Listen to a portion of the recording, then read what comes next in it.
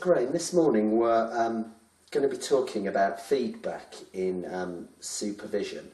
But before we get into looking at that in a bit more detail, I wanted to stand back a bit and ask you about the principle of being supportively challenging, which was a theme you often raised when I had supervision with you. Could you say something more generally about being supportively challenging in supervision?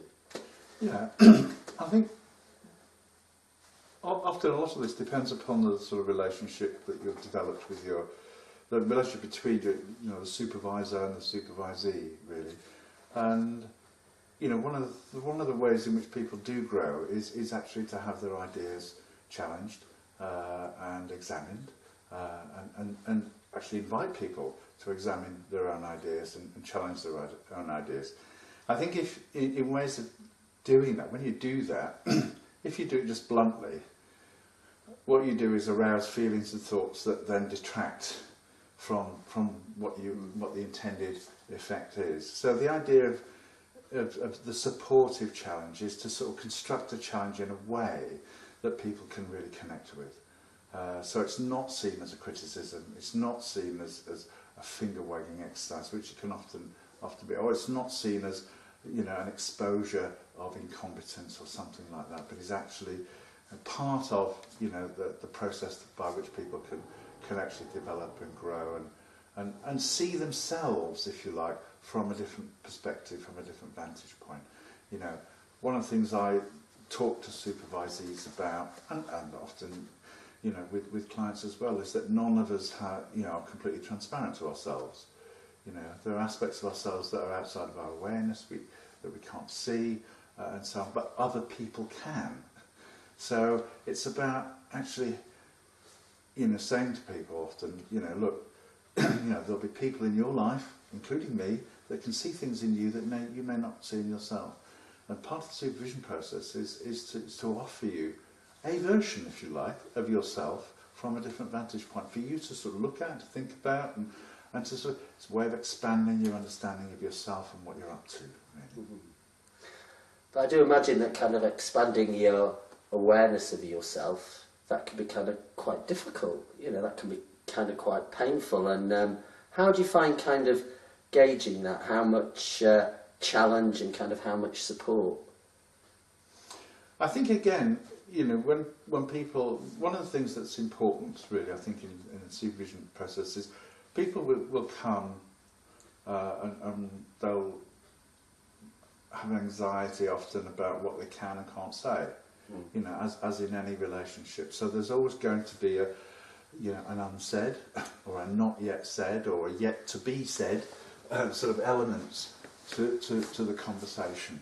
I think making that explicit, at the beginning of any relationship.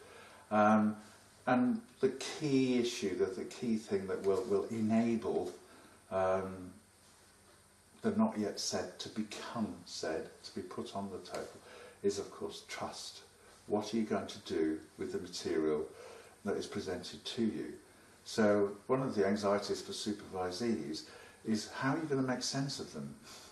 What are you going to do with what they show you? Now, one of the issues, of course, is about competence, incompetence. People need to be able to show you their incompetence. It's not just show off how good they are. It's about being able to show you that these are areas of practice, clinical practice, or whatever, that I really struggle with. These are the bits that I find difficult. These are the bits that I often want to sort of hide under the table or sweep under the carpet or whatever. Don't want people to see. But actually I would benefit from having them examined. But you need to be able to trust what your supervisor is going to do with it. And so having conversations about that process, you can even have hypothetical conversations, because you could say to a supervisor, look, there'll be things right now that you'll be thinking, I can't really, you might be pulling back from saying. So if you were to take the risk of saying something about a particular case or particular practice, aspects of your practice, what would you worry most about next? What would you worry that I was going to do, or say, or think, or that sort of thing? So you can have these sort of conversations in order to create the context in which people can start to think about the idea of taking a risk. And I often encourage supervisees to preface risk-taking by saying to me, look, I'm actually I feel like I'm taking a risk when I'm going to say this, but I'm going to say it. And by actually prefacing it in that way, they're signalling to me that this is a new step. And I can then be in a position to have to sort of think, I've got to be sensitive to this. I've got to think about how I'm going to handle what they're showing me now, and how I can treat it with some, an important level of respect. Sure. I just want to go back just for the benefits of people in the back of the room that might have missed that. That hypothetical question that you were saying sometimes could set the conditions for people exploring their vulnerabilities, incompetencies, areas of practice knowledge. Could you just say that question again? Yeah. I think the thing is, this really goes to the heart of what supervision is about. Really, it's about what is its project. What is the project of supervision? What are you trying to do in this relationship? And of course, what we are trying to do is enable someone to grow and develop, and continue to grow and develop, and feel excited about the work they're doing, feel engaged with the work they're doing, feeling that they are making a difference, can actually see themselves in relation to their clients in an effective way. Lots of things can get in the way of that, and some of those internal to themselves, some of them external to them. So sometimes it's about looking at the process that goes on between you. So hypothetical questions are questions really about a process. So if people were going to take a risk in saying what they're going to say, you can sort of pose this hypothetical question like, let's think, if you were going to take, if you were my supervisor and I said to you, if you were going to take more risks in what you were going to say to me, what would that do for you? Where would you want me to? Where would you begin with that? Or what would you worry about most if you were going to take more risks in what you said to me? So it'd be about really understanding what the supervisee is thinking I am going to do with the material that they are going to present to me, rather than expecting to just present the material. Yeah. So it's looking at what their anxiety might be about that, what their worry is about that, how I'm going to construct them, how I'm going to think about them. No one wants to be, thought of as incompetent or stupid or not quite getting something. The idea of not getting it is in a sense excluding. If you feel that, you're not getting something. And so these are sort of things that go through people's minds. And so it's about enabling people to sort of say, look, I'm not getting this, or I don't understand this, or I'm struggling with this, and feel that they're going to be fully supported in exploring that, rather than think, oh my God, really? Not that people would necessarily do that, but sure. So I think there's a good role for hypothetical questions certainly in terms of relational risk taking, and enabling people to take risks, and enabling people to develop trust. So you've been talking there about how you can begin to set the conditions for people being kind of supportively challenging. You've said a bit about your sense about what supportively challenging can look like. One of our topics for today is to kind of think about feedback in supervision, supervisee feedback. And I wonder if you could say a little bit about your sense of the role and importance of feedback from a supervisee in supervision. Yeah, I think feedback, ideas about feedback should be an intrinsic part of any supervision contract. You should have those sort of conversations right from the very beginning, as you do, or I certainly do, with clients that I see. We talk about the importance of, I don't have a monopoly on understanding my supervisee at all, any more than I do on the clients that I see. There'll be things that I see, I look through a particular lens, my lens, the lens of Graham Lee. I don't look through other people's lenses, so there's a lot of things that I'm going to miss, So how I'm impacting upon people, what sort of effect I'm having on my supervisees, I can't take for granted. And I say to them, so I need help here. I need your help to understand. If I'm doing something, for instance, if you put it in crass terms, if I was being really rude and abusive to you, but I wasn't aware of that, and you didn't tell me, chances are I'd continue because I wasn't aware of it, and you'd get more and more and more upset. So, me understanding the effect I'm having, me understanding, you know, whether I'm hitting the mark or not, whether this relationship is working, is dependent upon feedback. So, I say to supervisors, every supervision session, I will be asking you at the end of the session, what has this process been like for you today? What has been the impact of this? And that's your opportunity to give me feedback on whether what we talked about has been helpful or useful, or where it could improve, or where I could place the emphasis more firmly, or place the focus more firmly, or whether I've missed the mark or not. I think I can't assume that I did. And again, thinking about the construction of a supervisor identity, you know, that identity gets constructed and reconstructed in every session. You know, you don't carry this sort of supervisor identity because you've been doing it for years that you can then just slot into every supervision session. It's reconstructed every time. And it's very easy to lose it, or to develop an identity that is uncomfortable. So having that regular feedback is really important. And one of the things, of course, it does is it shows the supervisee what you do with the material that they give you, what they do with the feedback that they give you, because that also can be supportively challenging. And that's what I would encourage. If I'm doing something that they really don't like, I will say to them, look, tell me, but tell me in a way that's supportive, a way in which I can actually hear and listen. I mean, if you're just going to be rude and critical of me, then the chances are what I'll be processing and focusing on is my own resentment at what you're saying or how you're saying it. So it's really important that if you're going to give me feedback, I'm very happy to experience feedback, to get feedback from you. That's crucially important. But you need also to do it to me in a super supportive way. So there's a mutuality in that process, really, that I think is really important. So we're hearing there that it's this ethic of being supportively challenging is two ways, or it just defines the whole culture of the supervision, how the supervisor might help the supervisee explore their work, but also in the invitation of the supervisee to kind of give feedback.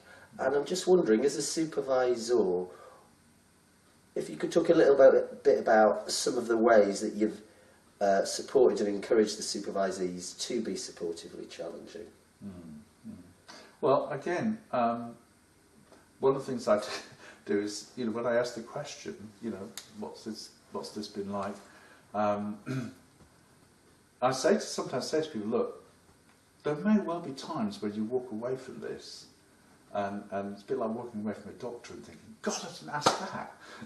You know, that sort of afterthought. So that process of after thinking, you know, you may walk away and think, I wish I'd have asked that. You know, So I say it's not a once and for all thing, you know, because one of the things that I do with supervisees in terms of note-taking or records is I'll write my record of the supervision, but I will email it to my supervisee and expect them to add their own stuff to it, so their voice is actually in the record, not just my version of the supervision. So again, and that's another opportunity for them to give some feedback about how it's impacted upon them. And sometimes the impact of a you know, a conversation, a supervision conversation, is not always immediate. Sometimes it will take time to sort of filter and people reflect and think about it. And so I say to people, look, you know, when we start a supervision session, often we'll start with a reflection of the last time and what was the influence of the last conversation we had on you. Were there things that were outstanding, things that you found you think either you pulled back from saying, or you're worried about saying, or things that you've thought since that you would like to sort of just let me know about, or what thoughts you've had.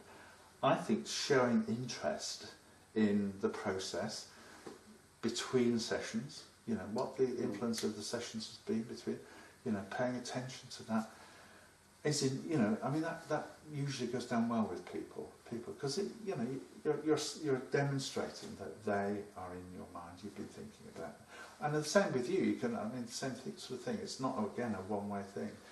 I think it's really incumbent upon a supervisor to sort of talk about the influence of the last session on them. You know, because you know, we need to be in the way that we can be grateful to our clients for what they're teaching us about ourselves as therapists. We need to be grateful to our supervisees for what they're teaching us about our own supervision, the provision of supervision and our development as a supervisor. So I think giving that feedback to supervisees about what you've thought about, what reflections you've had since the last time we met, I think can be really helpful. I imagine, I don't know, that members of the audience here, to some of them, this kind of stuff using feedback in supervision will be really familiar. To others, it will feel, to the supervisors and maybe the supervisees, a bit new, a bit scary. One of the things I remember quite early on in the supervision I had with you, where we did actively talk about this idea of being supportively challenging, was after some feedback I'd given, you invited me to say if I thought my feedback was kind of supportively challenging. And I remember that really seemed to open things up for me in terms of saying what I thought against somebody with a kind of perceived status and power. I just wonder if you could say other things, and it could be, you know, kind of particular questions or things that you've done over the years to support supervisees to kind of be open in their feedback. Or if there's any particular examples that you feel okay about sharing.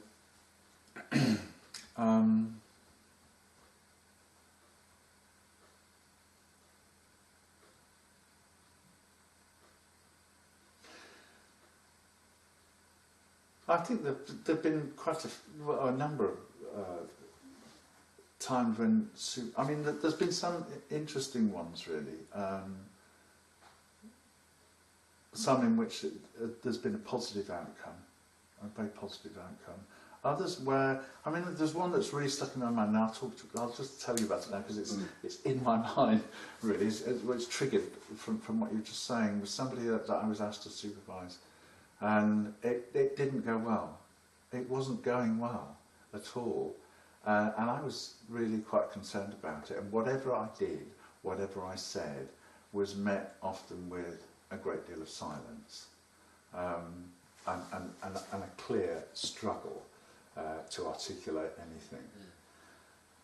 And I was very puzzled by this, and I felt I was turning myself inside out and just using everything that I knew to sort of try and secure some level of engagement. And I must be doing something right, because this person eventually did actually tell me what was going wrong in the supervision. And it was really, you know, it was very much about using my own puzzlement. I was sort of really puzzled, and I kept saying, you know, I'm really, really puzzled because I'm not really sure what's going on here. And I need your help to actually understand what is going on here, because there is something going on between us which feels jarring, feels difficult. And this was a female supervisee, and eventually she did tell me, and it was apparently my voice, and I had the same voice as her father, who had sexually abused her. Now, of course, I couldn't possibly know that beforehand. And when she told me, she just burst into floods of tears and things like that, and a lot more came out, and she talked to me a lot more about what happened. What we eventually did, we agreed, was that I would organise a different supervisor for her, and a female supervisor, and she was happy with that. What was interesting was she did give me some feedback afterwards about that whole process of disclosure. And she said that was the first time that she'd felt safe enough with a supervisor to disclose you know, what had happened to her, she was so anxious about how I would receive this information, what I would do with it, and she just expressed gratitude that I was able to sort of take the information and organise a different supervisor for her. But that was one of the sort of situations which made me think a lot more about that sort of intersubjective process of what we draw out of each other. You know, it made me think a lot more about that. That when we have an encounter with anybody, we can't actually legislate what's going to come out, what's going to get drawn out of us, or what we're going to draw out of other people. And so therefore we do need to have this sort of, it's about maintaining a sense of curiosity and not jumping to a knowing position, really. Sure. Not assuming that we actually understand or know, because that can only ever be partial. We can only ever have a partial understanding, and I think that's something that I think I've benefited from in the past, from supervisors who have taken that position with me, having a partial understanding. Not the idea that somebody is sort of thinking that they understand me completely is nauseating. So I think that sort of partial understanding, and yeah. I suppose, I guess my last question really, because I'm aware the kind of clock is ticking. You know, obviously you're a very experienced supervisor. You know, when you talk about it, you speak with kind of real clarity about these things. But I just wonder, when you take a risk as a supervisor, or perhaps in the example you just said, or in other areas, what does it kind of feel like in the moment to do something that is slightly outside of your comfort zone? What kind of goes on? Yeah, and that's something that I, again, is part of the sort of contract of supervision, you know, about that process of mutual risk taking. And I will say to us, you know, a supervisee, you know, certainly one at the beginning of a supervision relationship, you know, that I'll ask them, you know, well, how do you feel? How do you feel about the idea of me taking risks with you? Risks in what I might say, risks of pushing you perhaps a bit further than you've been used to, you know. What would that be like? So there's the process of exploring that with someone, in again, often in a hypothetical way. And if I was pushing you beyond what you could manage, would you be able to tell me? Would you be able to let me know that? And how would you do that? How would you let me know that I'm pushing you beyond what you can manage? Well, that's a good question. How would I show you that you're pushing me too far or challenging me too much? Yeah. And I think that's something that, you know, again, that's clarity about the terms of the relationship, really, and how we're negotiating it, how we're constantly negotiating it, is important. And yes, I do, you know, tend to push people, because I think that's how people grow, how people develop, and it's not always comfortable. It's not always easy, you know. And so yes, I will ask people perhaps. I mean, I'll say to people, look, you know, you've got defences just as anybody else has, and it's not my job to mount a serious assault on them, you know.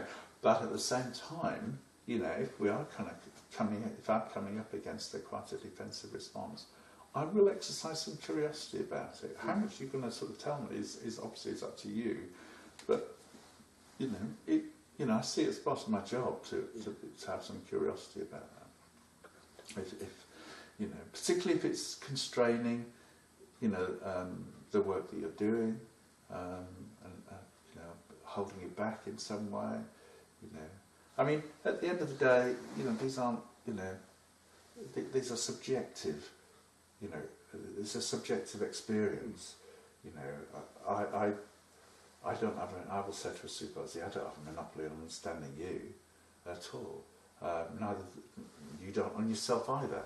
So it's about what we do together that actually I can learn from. Yeah. I can learn stuff from, and that's exciting, and you can learn stuff from as well, and hopefully you can benefit from the sorts of experiences I've had, just as I can benefit from. For me, because I'm an older guy. Sometimes it's a bit like, when I'm working with an adolescent, I will often say to an adolescent, I have absolutely almost no idea about what it's like to be an adolescent in 2016. Ask me, last century, yes. Yeah. But what I suspect is that there are pressures that, I've never experienced. So I'm going to rely on you to tell me what they are, because I don't know. And I think it's a similar sort of process, really, sometimes with supervisees at a different stage of development in their career, which I can't know what's like. I can't know what it's like to be much younger in this job, with these pressures, with that prospect of that career ahead of them, because I'm near the end of my career. So I'm different. So there's those sorts of things are really important in terms of taking that position of, again, not fully knowing what that's like. The sort of last point on that really is about the relationship between, the personal and the professional, because I think that's also an important element in supervision. The dividing line between personal and professional has an artificiality about it, and